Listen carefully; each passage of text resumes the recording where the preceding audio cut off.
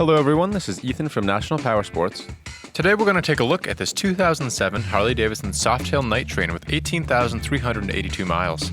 Powered by a 96 cubic inch V-twin engine with a 6-speed transmission, the Night Train puts out 88 foot-pounds of torque at 2,750 RPM. It has a seat height of 26.8 inches and a dry weight of 656 pounds.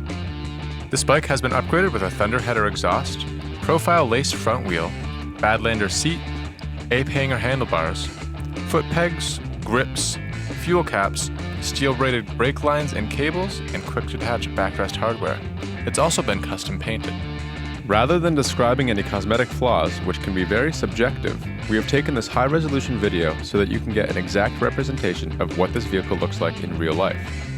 Our goal is to provide you with the ability to virtually walk around and inspect it as if you are here in person. Please take the time to watch the entire video.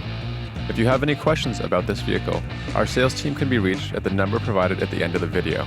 They'll be happy to assist you in any way they can.